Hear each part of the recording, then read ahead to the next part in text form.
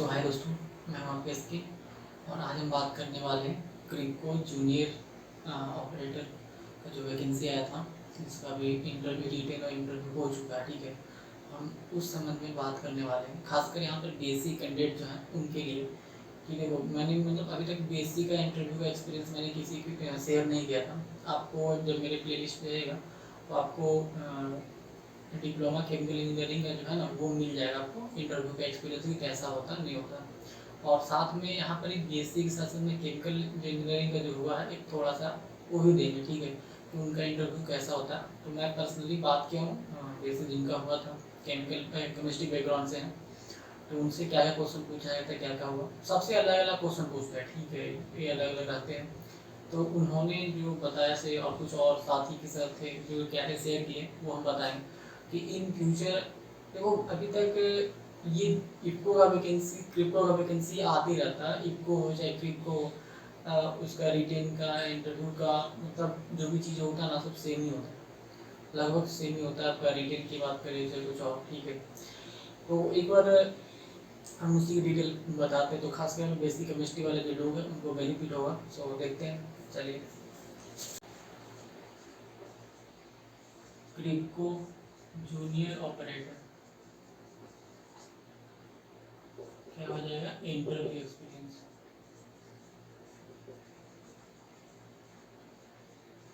ठीक है, तो और एक मिनट मैं क्लियर कर दूँ, इनका रेटिंग टेस्ट में जो हुआ था, जो रिटेन टेस्ट जो होता है वो इंग्लिश में होता है।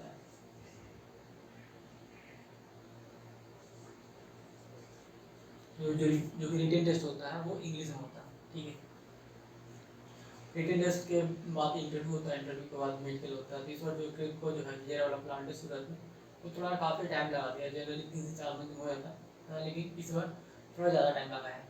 तो चलिए स्टार्ट करते हैं। तो जो इंटरव्यू इनका हुआ था, तो सबसे पहले जो एक नॉर्मली जो होता है जनरल इंट्रोडक्शन होता है, जनरल इंट्रोडक्शन होगा। ठीक है, जनरल इंट्रोडक्शन मतलब सब अपना नाम पता है, कोई बोलते ही अपने बारे में बताओ, थोड़ा बहुत नाम जो है, हाईएस्ट क्वालिफिकेशन और कहाँ जहाँ से बिलोंग करते हैं वो बता सकते हैं। ठीक है, ये शॉर्ट इंट्रो होता है।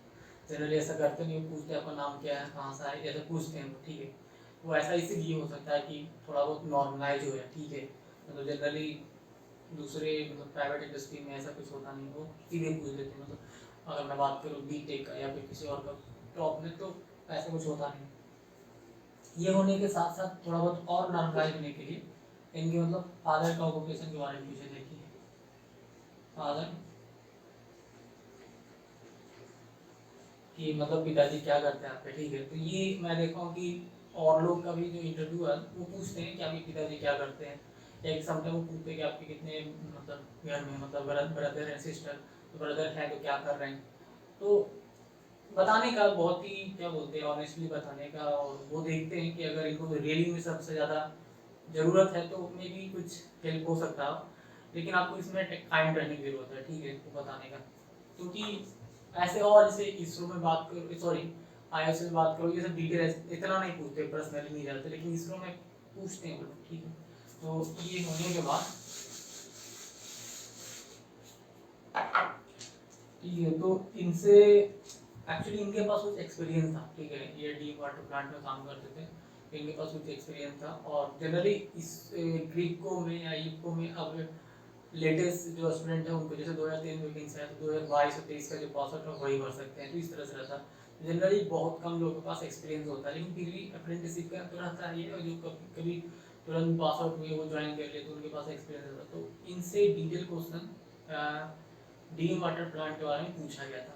तो उनको बताया कि हम डी वाटर प्लांट में काम करते हैं, तो डी वाटर प्लांट के बारे में पूछा गया। उसमें डीएम वाटर प्लांट, इसमें जो है ना पूरा प्रोसेस पूछा गया था, मगर डिटेल कहने का मतलब हुआ कि जैसे कि प्रोसेस क्या होगा। ठीक है, कुछ हो सकता है एडिटिव जो ऐड करते हैं डी वाटर प्लांट में कि क्या क्या ऐड कर सकते हैं, क्या बनता है, कैसे कैसे होता है। तो एक पूरा प्रोसेस जो डिटेल होता है वो पूछा गया। तो अगर सपोज आपका आप कहोगे एक्सपीरियंस किए हैं, मतलब अप्रेंटिसशिप किए हैं, तो आपको एक कोई खास प्लांट के बारे में अच्छे से नॉलेज होना चाहिए, ठीक है। मतलब अगर कोई ऐसा नहीं कि वहाँ डायग्राम अगर आप पूछते तो नहीं है, लेकिन आपको आना चाहिए, ठीक है, कम से कम एटलीस्ट। इन्होंने बहुत अच्छा से काम किया था प्राइवेट इंडस्ट्री में, तो बहुत अच्छे से डिटेल से बता दिया। तो खासकर मैं जो फ्रेंड्स को वहाँ से करे गवर्नमेंट से, तो वो लोग काफ़ी इग्नोर करते, तो ऐसा मत करें, थोड़ा पढ़ें अच्छे से, ठीक है। तो ये होने के बाद इनसे पूछा गया था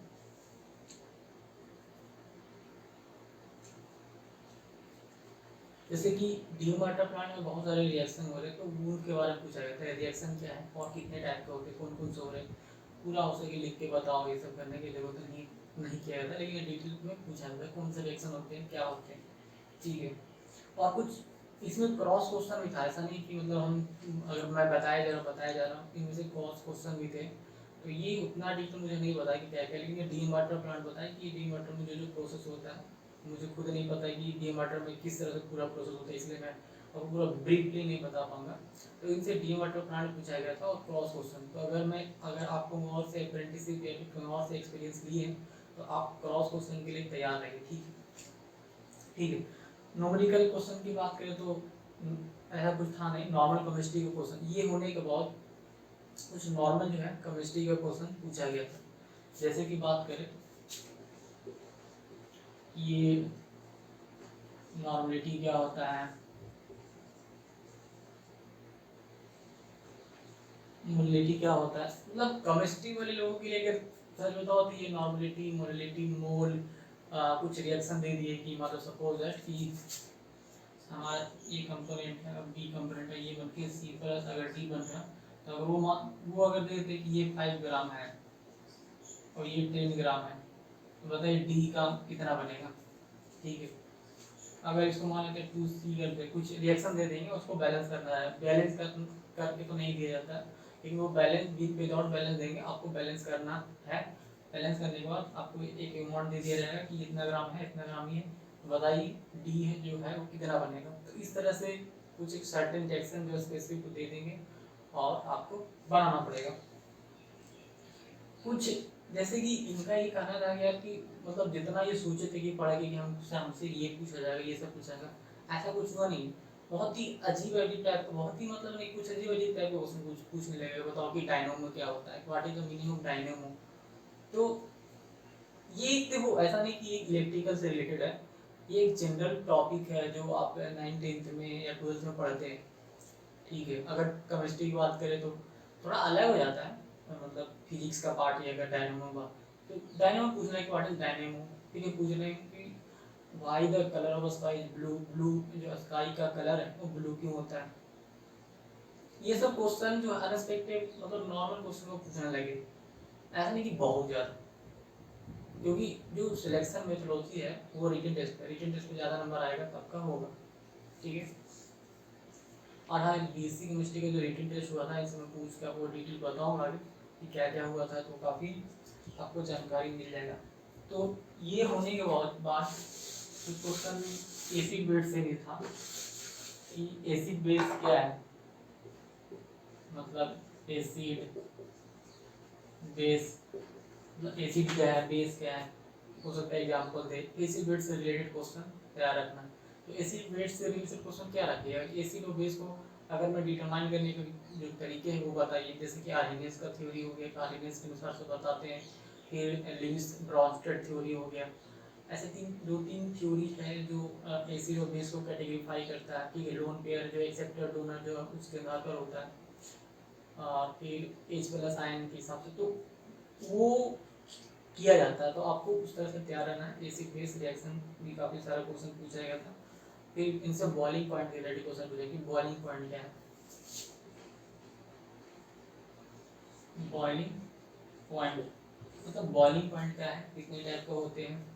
बॉइलिंग पॉइंट में जैसे कि होता है ना आपका एक, ऐसे तो आपको बॉइलिंग पॉइंट में कैटेगरीफाई किए तो काफ़ी सारे होंगे।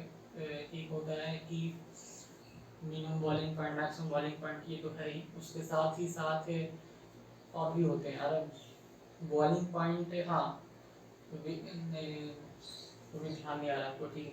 तो बॉइलिंग पॉइंट से रिलेटेड क्वेश्चन आपको बताना है। बॉइलिंग पॉइंट क्या है, जैसे कि डीपनेस से पूछेंगे तो आपको यहाँ पर टेम्परेचर प्रेशर का रोल आता है। ऐसा नहीं है कि आप जो 8, 9, 10 में जो बॉइलिंग पॉइंट बताते हैं वो उसका डेफिनेशन अभी के अनुसार से जो बॉइलिंग पॉइंट का डेफिनेशन होता है वो बताना पड़ता है, ठीक है। जिस एक अगर 180 टेम्परेचर 180 प्रेशर पर अगर कोई लिक्विड है या कोई भी लिक्विड है अगर वो बॉयल करना स्टार्ट होता है that is the boiling point, ये प्रॉपर डेफिनेशन होता है, ठीक है। फिर इनसे बॉइलिंग पॉइंट हो गया, मेल्टिंग पॉइंट हो गया, काफ़ी सारे फिजिकल केमिस्ट्री का जो क्वेश्चन होते हैं वो पूछा गया था कि फिजिकल केमिस्ट्री में अगर मैं बात करूँ तो जैसे कि ऑस्मोटिक प्रेशर हो गया, फ्रीजिंग पॉइंट हो गया, बॉइलिंग पॉइंट है, और भी गुप्त ऊष्मा जिसमें बोलते हैं, हाँ लेटेंट हीट हो गया, लेटेंट हीट क्या होते हैं, इस तरह से काफ़ी सारे क्वेश्चन वो पूछे थे। तो आपको ये सब पे ध्यान रखना, बेसिक क्वेश्चन है यार, ये सब तो बहुत बड़ा नहीं है इनसे कि हाँ, ठीक है। कुछ आपको टाइट्रेशन के बारे में ध्यान रखना है कि टाइट्रेशन क्या है, कितने टाइप के होते हैं, कैसे किया जाता है, तो ये सब क्वेश्चन वो पूछते हैं कि टाइप्स ऑफ टाइट्रेशन क्या है, टाइट्रेशन कैसे करते हैं, लेबोरेटरी में क्या है, और अगर मैं जो इंडस्ट्री पॉइंट ऑफ व्यू से उसका क्या एप्लीकेशन है वो सब पूछा गया था, ठीक है। और कुछ एग्जांपल जैसे मोल से भी पूछे गए थे कि मोल क्या है, कैसे मोल रिलेटेड क्या करता है, ठीक है। ये बहुत ही नॉर्मल था यार, मतलब इंटरव्यू जो केमिस्ट्री जो बीएससी केमिस्ट्री वाले के लिए ना बहुत नॉर्मल होता है कि ये बहुत ऐसा नहीं पूछने लगे भाई बताओ H2SO फॉर मैन्युफैक्चरिंग तो बताओ, इस टाइप का ऐसा कुछ नहीं होने वाला, ठीक है। आपको बेसिक केमिस्ट्री पे ध्यान देना, बेसिक केमिस्ट्री में सबसे ज़्यादा जो आता है वो फिजिकल का पार्ट आता है, ठीक है, फिजिकल का। अब इनऑर्गेनिक का पार्ट क्या आएगा यार कि वो बोलेंगे कि मेल्टिंग पॉइंट इसका बताओ, इस तरह से क्वेश्चन नहीं पूछा जाता इंटरव्यू में, कुछ शॉर्ट का डेफिनेशन होता है वो पूछा जाता है, तो वो सबसे बेस्ट है फिजिकल केमिस्ट्री। ऑर्गेनिक का भी अगर वैसी बात करें तो उसमें कुछ खास डिटेल किसी पॉइंट को एक्सप्लेन नहीं किया जाता है। अगर हाँ, अगर कोई कुछ क्वेश्चन पूछ दिए तो बात अलग बात है कि एरोमेटिक डिफाइन करने के लिए कौन सा रूल अप्लाई करते हैं, तो वो एक अलग चीज़ है। पर जनरली फिजिकल केमिस्ट्री का आपको ध्यान रखना है अच्छे से, ठीक है।